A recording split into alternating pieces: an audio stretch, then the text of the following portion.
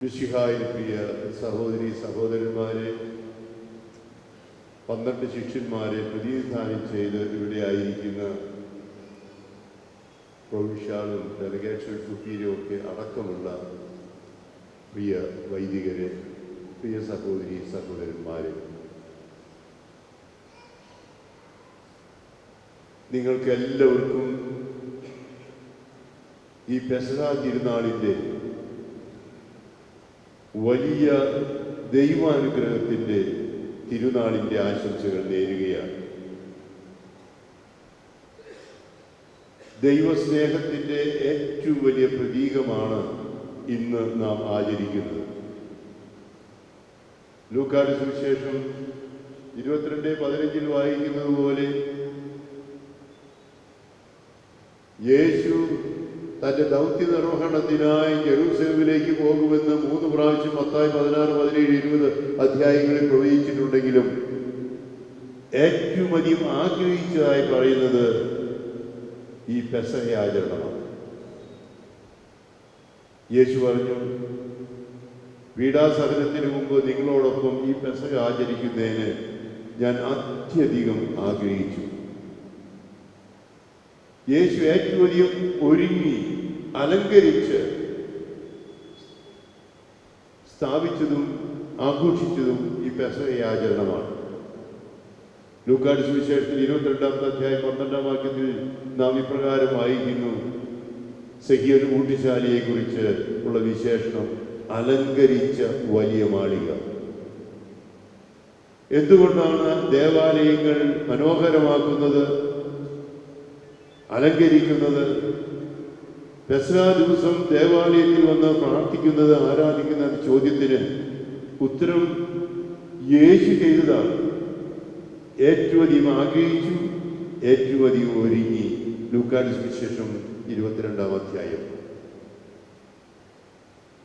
ഇത് ഒരു ഓർമ്മയാചരണമാണ്. പഴയ നിയമത്തിലെ പോലെ പുതിയ നിയമത്തിലെ ലോകാവസാനം വരെയുള്ള ഒരു ഓർമ്മയാചരണം. പരിശുദ്ധ കുർബാനയ്ക്ക് പല വിശേഷണങ്ങളിൽ വിളിക്കുന്നുണ്ട്, അറിയപ്പെടുന്നുണ്ട്. അതിലൊന്നാണ് അനംനേസിസ്, ഓർമ്മയാചരണം. ലൂക്കായുടെ സുവിശേഷം 22:19 വായിക്കുന്നു: ഇത് നിങ്ങൾ എൻ്റെ ഓർമ്മയ്ക്കായി ചെയ്യുവിൻ.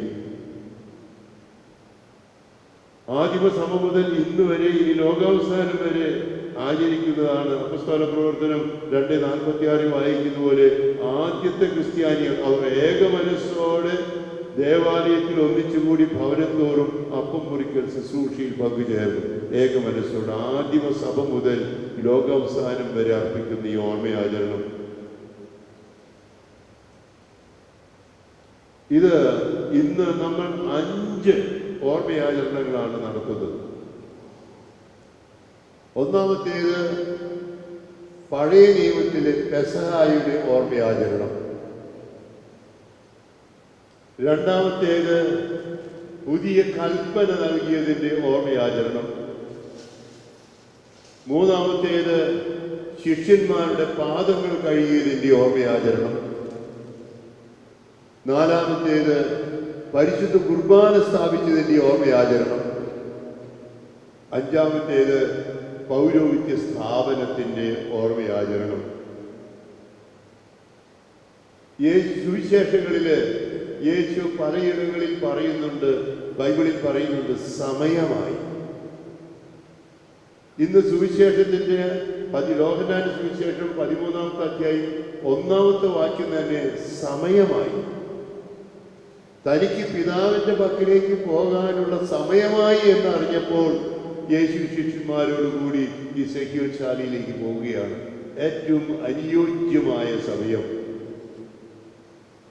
യേശു തന്റെ പരസ്യ ജീവിതം ആരംഭിക്കുന്നതിനെ കുറിച്ച് മാർക്കോസിന്റെ സുവിശേഷം 1-ാം അധ്യായം 15-ാം വാക്യത്തിൽ പറയുന്നു: ഇതാ സമയം സമാഗതമായി, ദൈവരാജ്യം സമീപിച്ചിരിക്കുന്നു. യോഹന്നാന്റെ സുവിശേഷം 8-ാമത്തെ അധ്യായത്തിൽ 20-ാമത്തെ വാക്യത്തിൽ തന്റെ സമയമായില്ല എന്നും പറയുന്നുണ്ട്. ആ സമയമായിട്ടില്ല.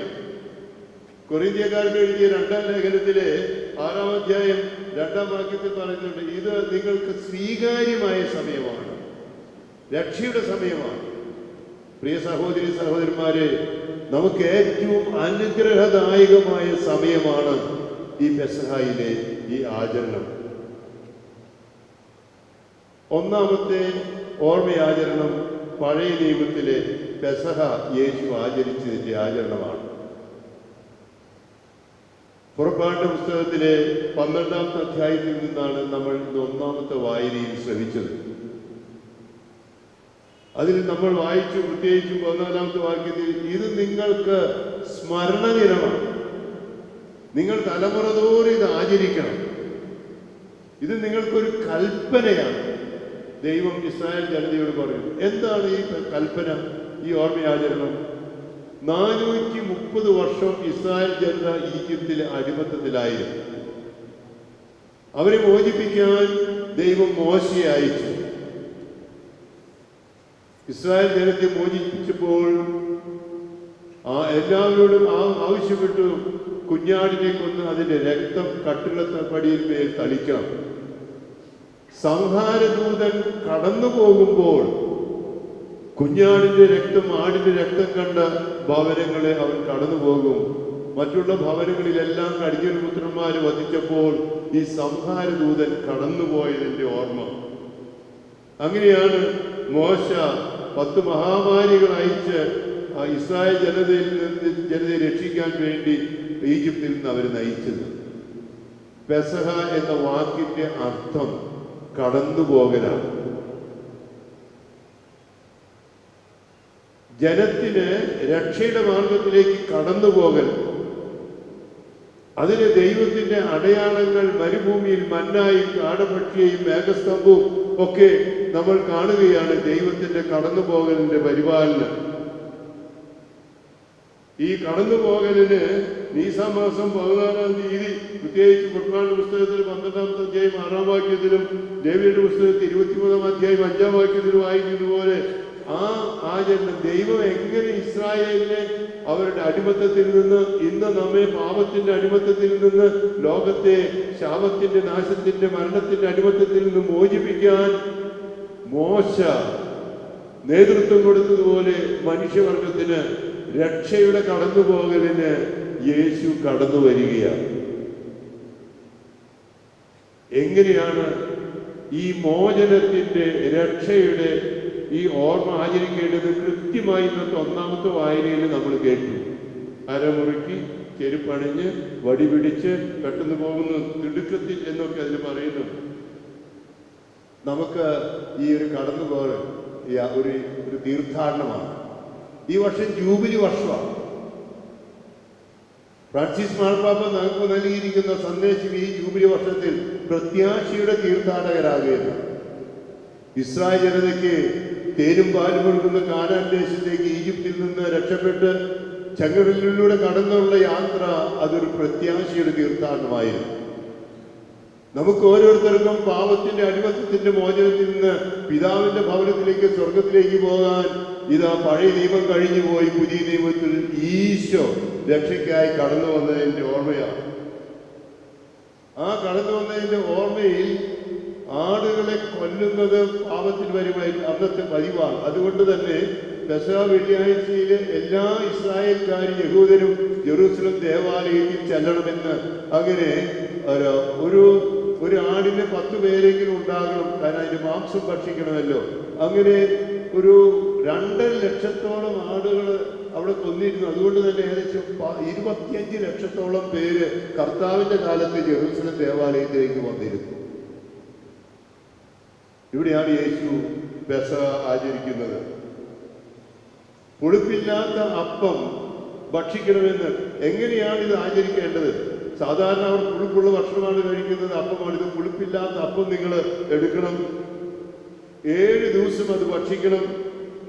കയ്പുള്ള ഇലകൾ അത് സഹനത്തെ ഓർമ്മപ്പെടുത്തുന്നതാണ്. നിങ്ങൾക്ക് ബുദ്ധിമുട്ടുകളുണ്ടാവും ഈ യാത്രയിൽ. അത് കഴിഞ്ഞ് കുട്ടി ചോദ്യം ചോദിക്കുന്നുണ്ട്. ഇതിന് കാരണവരാണ് പെസഹായ്ക്ക് നേതൃത്വം കൊടുക്കുക. പഴയ നിയമത്തിൽ ഒരു കുട്ടി ചോദ്യം ചോദിക്കും, എന്താണ് ഈ പെസഹായുടെ അർത്ഥമെന്ന്. അപ്പോൾ കാരണവര് ഈ രക്ഷാകര ചരിത്രം മുഴുവൻ വിവരിക്കണം.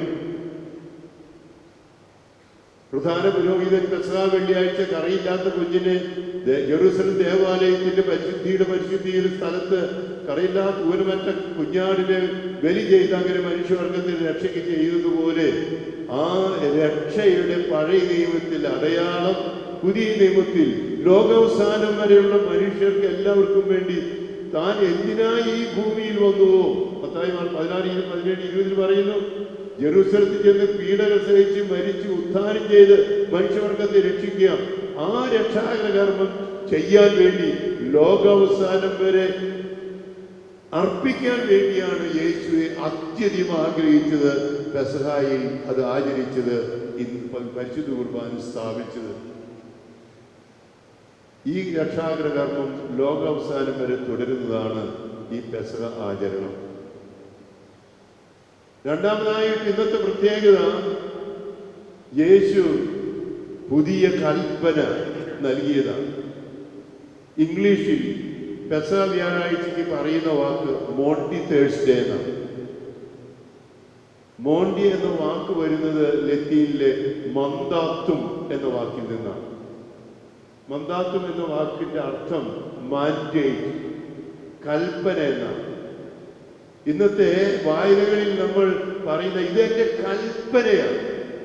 യോഹന്നാൻ സുവിശേഷത്തിലെ 13-ാമത്തെ അധ്യായത്തിൽ, പ്രത്യേകിച്ച് 34-35 അധ്യായത്തിൽ വാക്യങ്ങളിൽ യേശു പറഞ്ഞു, ഞാൻ നിങ്ങൾക്കൊരു പുതിയ കൽപ്പന നൽകും. എന്താണ് പുതിയ കൽപ്പന? ഞാൻ നിങ്ങളെ സ്നേഹിച്ചതുപോലെ നിങ്ങളും പരസ്പരം സ്നേഹിക്കണം. അതുകൊണ്ടാണ് ഈ പുതിയ കൽപ്പന, ഇതിനെ യേശു ന്യൂ ടെസ്റ്റമെന്റ്, പുതിയതെന്ന് പറയുന്നത്.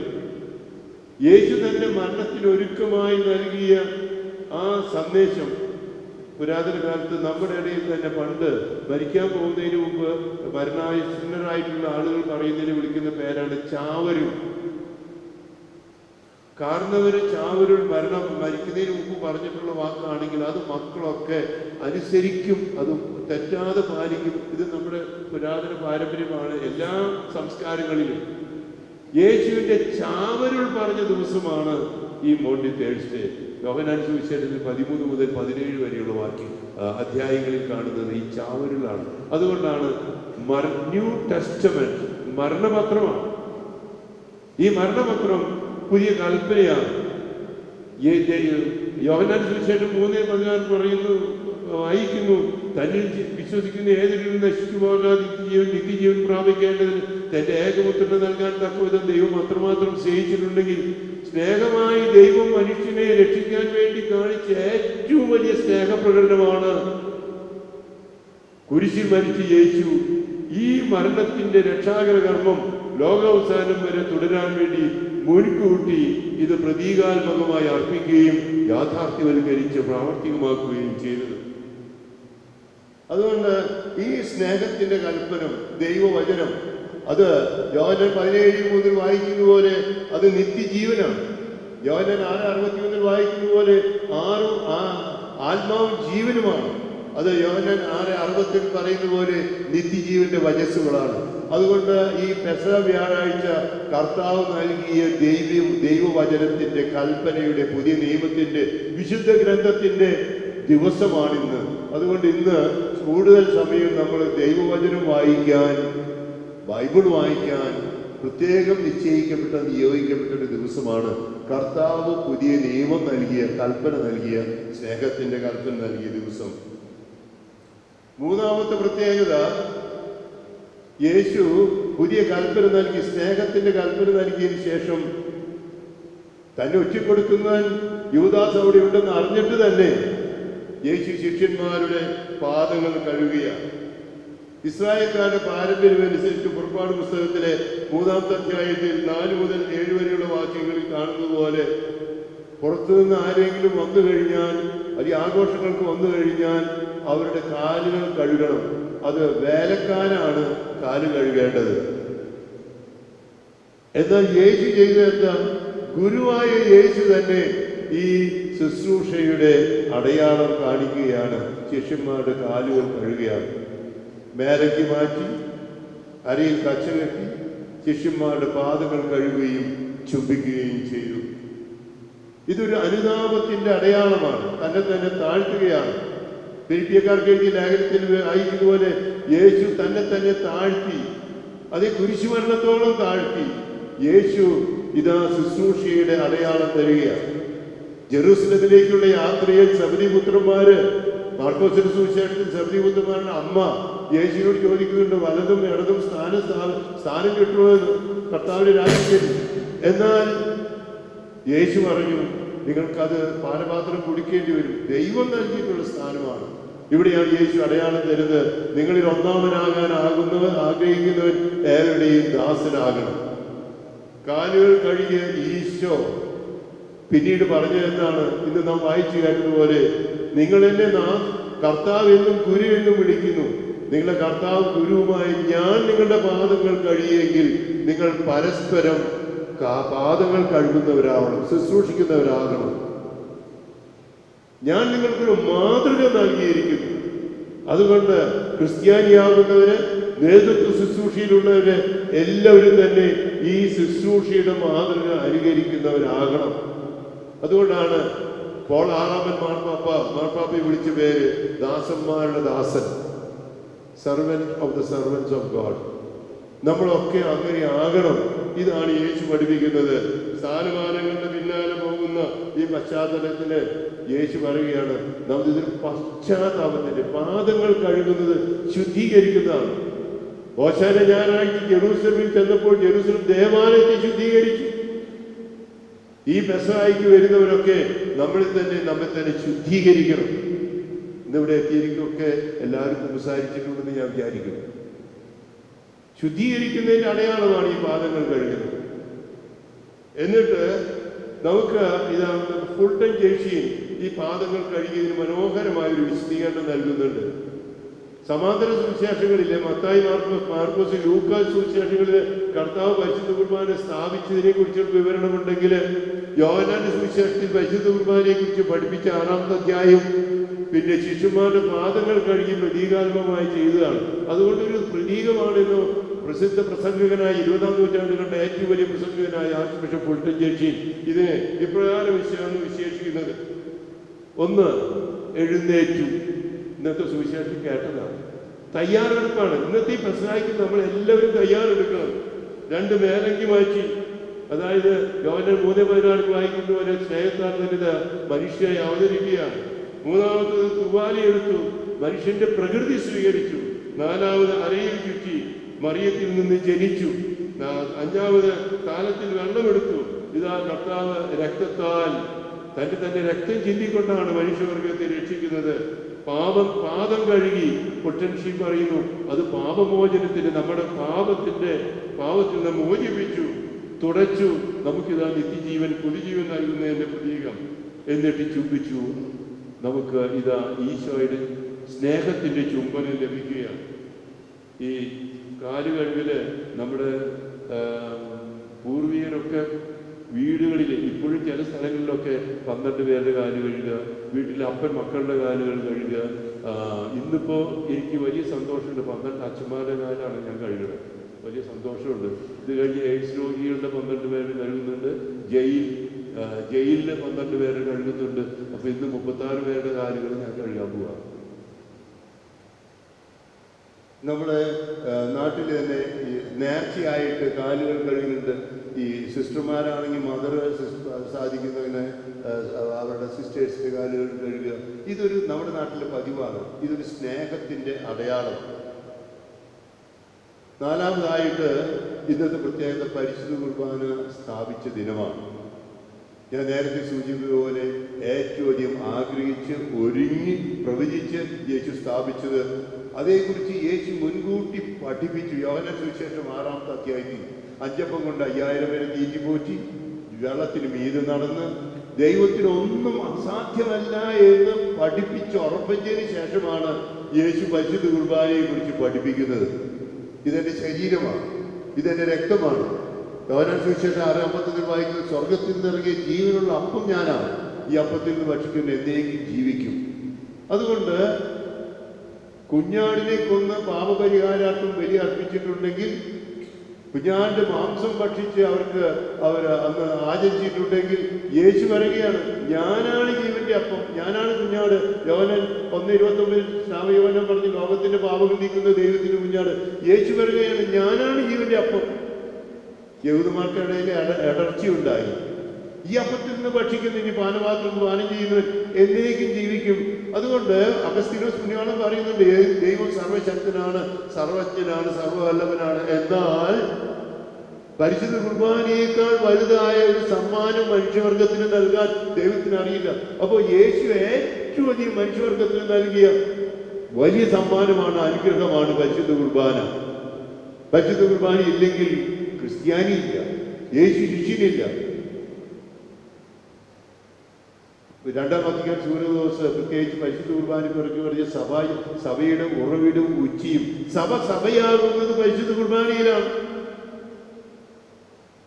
നിങ്ങൾ ചോദിക്കും, ഇന്നും നമ്മുടെ ചുറ്റുപാടുള്ളവർ ഇപ്പം തന്നെ ചില യുവജനങ്ങളൊക്കെ ചോദിക്കും, ഈ അപ്പത്തിൽ കർത്താവുണ്ട്, ഇതൊന്നും ഞങ്ങൾക്ക് വിശ്വസിക്കും. ഈ കാസയില് ആ കർത്താവിന്റെ രക്തമാണ്, ഇതൊന്നും ഞങ്ങൾക്ക് വിശ്വസിക്കാൻ പറ്റില്ല. ഇത് ഇന്ന് തുടങ്ങിയ സംശയമല്ല. യേശുവിന്റെ 12 ശിഷ്യന്മാർ, യേശു ആദ്യത്തെ പെസഹ ആചരിച്ച അന്ന് തന്നെ സംശയങ്ങൾ തുടങ്ങി. യേശു യോഹന്നാൻ സുവിശേഷം 6-ാമത്തെ അധ്യായത്തിൽ പഠിപ്പിച്ചപ്പോൾ, പ്രത്യേകിച്ച് നിങ്ങൾ 60-ാമത്തെ വാക്യം നോക്കുക, ഈ വചനം കഠിനമാണ്, ഇത് ആർക്ക് ഗ്രഹിക്കാൻ കഴിയുമെന്നാണ് അവിടെ ഉണ്ടായിരുന്നവർ ചോദിച്ച് യേശു പഠിപ്പിച്ചപ്പോൾ. 66-ാമത്തെ വാക്യമായപ്പോൾ യേശു ശിഷ്യന്മാരുടെ അടുത്തേക്ക് മുഖത്തേക്ക് നോക്കി. അവരും ഇങ്ങനെ ചഞ്ചലപ്പെടുന്നു കണ്ടപ്പോൾ യേശു അവരോട് ചോദിച്ചൊരു വാക്യമുണ്ട്, അടുത്ത വാചകം, നിങ്ങളും പോകാൻ ആഗ്രഹിക്കുന്നുവോ? പരിശുദ്ധ കുർബാനയെ കുറിച്ച് പഠിപ്പിച്ചപ്പോൾ ഒരു വിട്ടുവീഴ്ചയില്ലാതെ, ഒരു സംശയമില്ലാതെ, ഏറ്റവും ഉറപ്പോടെ പഠിപ്പിച്ച കാര്യമാണ്, ഈ അപ്പം എൻ്റെ ശരീരമാണ്, ഈ പാനപാത്രം എൻ്റെ രക്തമാണ്, ഇതിന്ന് ഭക്ഷിക്കുന്നവർ എന്നേക്കും ജീവിക്കും. ഇത് വിശ്വസിക്കാത്തവരും പൊയ്ക്കോ. യോഹന്നാൻ സുവിശേഷം 6-ാമത്തെ അധ്യായത്തിൽ വായിച്ചു. ഈ പരിശുദ്ധ കുർബാനയിൽ സത്യമായി യേശു എഴുന്നള്ളിയിരിക്കുന്നു എന്ന് വിശ്വസിക്കാത്തവര് പൊയ്ക്കോ, ക്രിസ്ത്യാനി ആവുന്ന. ഒരു വിട്ടുവീഴ്ചയില്ല. പാവനിക്ക് മോചനം കൊടുത്തവനാ, കാലിത്തോടിന് പിറന്നവനാ, എല്ലാം ക്ഷമിച്ചവനാ, സഹിച്ചവനാ. പക്ഷെ പരിശുദ്ധ കുർബാനയെ കുറിച്ച് പഠിപ്പിച്ച കാര്യത്തിൽ അത് വിശ്വസിക്കുന്നില്ലെങ്കിൽ നിങ്ങൾ പൊയ്ക്കോ, ക്രിസ്ത്യാനി ആവുന്ന. അപ്പോഴാണ് യോഹന്നാൻ സുവിശേഷം 6-ാമത്തെ അധ്യായം 68-ാമത്തെ വാക്യത്തില് പത്രോസ് ആദ്യത്തെ ക്രിസ്ത്യാനികളുടെ വിശ്വാസ പ്രഖ്യാപനം നടത്തിയത്, കർത്താവേ, നിന്റെ മക്കൾ ജീവന്റെ വചസ്സുകളുണ്ട്, ഞങ്ങൾ വേറെ ആരുടെ അടുത്തേക്കും പോകില്ല. ഇന്ന് ഈ പള്ളിയിലായിരിക്കുന്ന ഓരോരുത്തരും പത്രോസ് പറഞ്ഞതുപോലെ പറയാനായിട്ട് ഞാൻ ക്ഷണിക്കുകയാണ്. നിന്റെ മക്കൾ, നീ ഇപ്പോൾ പറഞ്ഞ വചസ്സുകൾ ജീവന്റെ വചസ്സുകളാണ്, ഞങ്ങൾ വേറെ ആരുടെ അടുത്തേക്കും പോകില്ല. ഏക ലോകരക്ഷകൻ യേശുവാണെന്ന് നമുക്ക് പ്രഖ്യാപിക്കാം. 5-ാമതായിട്ട് ഇന്ന് യേശു പൗരോഹിത്യം സ്ഥാപിച്ച ദിവസമാണ്. സൂനദോസാണ് യേശുവിന്റെ പൗരോഹിത്യ സ്ഥാപനത്തെ കുറിച്ച് കൃത്യമായി വ്യാഖ്യാനിച്ച് പഠിപ്പിച്ചത്. യേശു പറഞ്ഞു, ഇതെന്റെ ഓർമ്മയ്ക്കായി ചെയ്യണം. ലൂക്കാ 22:19. ഇതൊരു കൽപ്പനയാണ്. ശിഷ്യന്മാരോട് പറഞ്ഞു. യോഹന്നാൻ സുവിശേഷം 20-ാമത്തെ അധ്യായത്തിൽ 21, 22 വാക്യങ്ങളിൽ പറയുകയാണ്, എന്റെ പിതാവ് എന്നെ അയച്ചതുപോലെ ഞാൻ നിങ്ങളെ അയക്കുകയാണ്. നിങ്ങൾ പോയി പഠിപ്പിക്കണം, നിങ്ങൾ പോയി ശുദ്ധീകരിക്കണം, വിശുദ്ധീകരിക്കണം, നിങ്ങൾ ഇത് ചെയ്യണം, നയിക്കണം. എന്നിട്ട് 22-ാമത്തെ വാക്യത്തിൽ അവരുടെ മേൽ നിശ്വസിച്ചു. ഈ കൽപ്പന പൗരോഹിത്യ സ്ഥാപനത്തിന്റെ കൽപ്പന നൽകിയിരുന്ന എന്തുകൊണ്ട്? മത്തായി സുവിശേഷം 9:35 വായിക്കുന്ന പോലെ, ഇടയിലില്ലാത്ത ആടുകളെ പോലെ കണ്ടപ്പോൾ, അവർ പരിഭ്രാന്തരുടെ സഹായമായി കണ്ടപ്പോൾ യേശു 12 പേരെ തിരഞ്ഞെടുത്തു. മാർക്കോസ് സുവിശേഷം 3:14-15 വായിക്കുന്ന പോലെ, തിരഞ്ഞെടുത്തതിന്റെ മാനദണ്ഡം കുടുംബമഹിമയോ മറ്റു ആകർഷണമോ ഒന്നുമല്ല, തനിക്ക് ഇഷ്ടപ്പെട്ടവരെ ദൈവം വിളിച്ചതാണ്. ജെറമ്യാ 29:11 വായിക്കുന്ന, എന്നെക്കുറിച്ചൊരു പദ്ധതി, എല്ലാവരെ കുറിച്ചും ദൈവത്തിന് പദ്ധതിയുണ്ട്. ദൈവം വിളിച്ചതാണ്. എന്തിനു വേണ്ടിയാ? 2 കാര്യങ്ങൾക്ക് വേണ്ടി: കൂടെയായിരിക്കാൻ, അയക്കപ്പെടാൻ, ശിഷ്യനാകാനും സ്ലീഹയാകാനുമാണ് യേശു 12 പേരെ വിളിച്ചത്. അവരെ വിളിച്ച് നിയോഗിച്ച് വിശ്വസിച്ച് പരിശുദ്ധാത്മാവിനെ ആവസിപ്പിച്ചു വിട്ടത്. അതുകൊണ്ട് ഇന്ന് പൗരോഹിത്യ സ്ഥാപന ദിവസം പ്രത്യേകമായ വിധത്തിൽ വൈദികർക്ക് വേണ്ടി പ്രാർത്ഥിക്കേണ്ട ദിവസമാണ്. ഇന്ന് നമുക്ക് 12 ശിഷ്യന്മാരും മാതൃകയിൽ അച്ഛന്മാരുണ്ട്. ഈ സമൂഹം മുഴുവൻ ഇവർക്ക് വേണ്ടി പ്രാർത്ഥിക്കാം. ഇവിടെയുള്ള മറ്റ് അച്ഛന്മാരുണ്ട്. അതുകൊണ്ട് പുരോഹിതന്മാർക്ക് വേണ്ടി പ്രാർത്ഥിക്കുന്ന ദിവസമാണ്. ഒരുപാട് വെല്ലുവിളികളുണ്ട്. യൂദാസിനെ പോലെ ഒറ്റിക്കൊടുക്കുന്നവരുണ്ട്. മറ്റു ശിഷ്യരെ പോലെ ഓടി ഒളിക്കുന്നവരുണ്ട്. പത്രോസിനെ പോലെ തള്ളി പറയുന്നവരുണ്ട്. പക്ഷേ യോഹന്നാനെ പോലെ കൂടെയായിരിക്കുന്നവര്, അതാകണം ഓരോ പുരോഹിതൻ. പത്രോസിനെ പോലെ തെറ്റുപറ്റി കരഞ്ഞ് കവിളുകളിൽ ചാലുകൾ വരുന്ന വിധത്തിൽ 3 പ്രാവശ്യം നീ എന്നെ സ്നേഹിക്കുന്ന യോഹന്നാൻ 21-ാമത്തെ ചോദ്യത്തിന് ഉത്തരമായി സ്നേഹിക്കുന്നെന്ന് ആത്മാർത്ഥതയോടെ പറഞ്ഞാലേ നേതൃത്വ ശുശ്രൂഷയുള്ളൂ. അതിനാണ് പുരോഹിതന്മാർക്ക് വേണ്ടി പ്രാർത്ഥിക്കേണ്ടത്. നല്ല ദൈവവിളികൾ ഉണ്ടാകാൻ. ഇന്നത്തെ ഈ പിരിവ് വൈദ്യ വിദ്യാർത്ഥികളുടെ പഠനത്തിന് വേണ്ടിയിട്ടുള്ളതാണെന്ന് നിങ്ങൾക്ക് അറിയാമല്ലോ. അതിന്റെ ചെലവുകൾക്ക് വേണ്ടിയാണ്. പ്രിയപ്പെട്ടവരെ, ഇന്ന് ഏറ്റവും അധികം വെല്ലുവിളികൾ നേരിടുന്നത് തന്നെ ഈ പൗരോഹിത്യത്തിനാണ്. അതുകൊണ്ട് അച്ഛന്മാർക്ക് വേണ്ടി പ്രാർത്ഥിക്കണം. നല്ല അച്ഛന്മാരെ കിട്ടാൻ, നല്ല അച്ഛന്മാരെ കിട്ടണമെങ്കിൽ എന്തുണ്ടാവണം? നല്ല കുടുംബങ്ങളുണ്ടാവണം, നല്ല മക്കളുണ്ടാവണം. ഇന്ന് കുടുംബങ്ങളിൽ മക്കളില്ലാത്തത് തന്നെ കുടുംബ തകർച്ചയാണ്. പൗരോഹിത്യത്തിന്റെ തകർച്ചയുണ്ടെങ്കിൽ അതിന്റെ അടിസ്ഥാന കാരണം കുടുംബങ്ങൾ തന്നെ തകർച്ച തന്നെയാണ്. നമ്മുടെ കുടുംബങ്ങൾക്ക് വേണ്ടി പ്രാർത്ഥിക്കണം. വൈദ്യ വിദ്യാർത്ഥികൾക്ക് വേണ്ടി, സന്യാസികൾക്ക് വേണ്ടി, സന്യാസിനികൾക്ക് വേണ്ടി. അപ്പൊ ഇന്ന് പ്രത്യേകമായ വിധത്തിൽ നമുക്ക് പ്രാർത്ഥിക്കാം. ഇന്ന് ആരാധനയുടെ ദിവസമാണ്. ഉണർന്നിരുന്ന് പ്രാർത്ഥിക്കാം. ഇന്നത്തെ ആരാധനയിൽ തീർച്ചയായിട്ടും ദൈവാനുഗ്രഹം ലഭിക്കുമെന്നതിനെ കുറിച്ച് യാതൊരു സംശയമില്ല. ഇന്ന് കൊല്ലത്തിൽ 5 പ്രാവശ്യമാണ് നെസ്റ്റോറിയസിന്റെ കൂദാശക്രമം അനാഫറ ചൊല്ലുക. ഇന്ന് നമ്മൾ ആ അനാഫറ, നെസ്റ്റോറിയസിന്റെ അനാഫറയാണ് കുർബാനയിൽ, ഈ കുർബാന സ്ഥാപനത്തിൽ മനോഹരമായ പ്രാർത്ഥനകളാണത്. 3 അനാഫറകളാണെന്നുള്ളത് നിങ്ങൾക്ക് അറിയാമല്ലോ. നമുക്ക് ഇന്നത്തെ പെസഹായുടെ ആചരണത്തിൽ ഈ 5 കാര്യങ്ങൾ ഓർത്തുകൊണ്ട് തന്നെ നമുക്ക് പ്രാർത്ഥനയിലായിരിക്കാം. ഇന്നത്തെ ആരാധനയിൽ കഴിയുന്നത്ര സമയം ആരാധനയിലായിരിക്കാൻ പരിശ്രമിക്കാം. നമുക്ക് കർത്താവിൻ്റെ പെസഹായുടെ ഓർമ്മയാചരണത്തിൽ യേശു ഏറ്റവും അധികം ആഗ്രഹിച്ച് ചെയ്ത ആ കർമ്മത്തിൻ്റെ ഓർമ്മയാചരണത്തിൽ നമുക്ക് നമ്മുടെ നിയോഗങ്ങൾ സമർപ്പിച്ച് അല്പസമയം പ്രാർത്ഥിക്കാം. നമുക്കത് കൈകൂടി പിടിക്കാം. നമുക്ക് പ്രാർത്ഥിക്കാം. എല്ലാ വൈദികർക്ക് വേണ്ടി പ്രാർത്ഥിക്കാം. മെത്രാന്മാർക്ക് വേണ്ടി, എനിക്ക് വേണ്ടി പ്രാർത്ഥിക്കണം. ഇവിടെ 12 അച്ഛന്മാരെ സമർപ്പിച്ച് പ്രാർത്ഥിക്കണം. എല്ലാ അച്ഛന്മാരെയും, വൈദ്യ വിദ്യാർത്ഥികളെ, സന്യാസികളെ, സന്യാസിനികളെ, നമ്മുടെ നല്ല മക്കളെ ഓർത്ത്, നല്ല കുടുംബങ്ങൾക്ക് വേണ്ടി നമുക്കൊരു നിമിഷ സമയം നിയോഗാർത്ത് പ്രാർത്ഥിക്കാം. രക്ഷയുടെ ഓർമ്മയാചരണമാണ് പെസഹ. കുരിശിലാണ് അത് അവസാനിക്കുക. പക്ഷെ അത് തീരുന്നില്ല. കുരിശിൻ്റെ അപ്പുറത്ത് ഉയർത്തെഴുന്നേറ്റ് പിതാവിൻ്റെ പക്കലേക്കുള്ള യാത്രയിലാണ് ഈ തീർത്ഥാടനം പൂർത്തിയാകുക. നമുക്ക് അല്പസമയം നിശബ്ദതയിൽ പ്രാർത്ഥിക്കാം.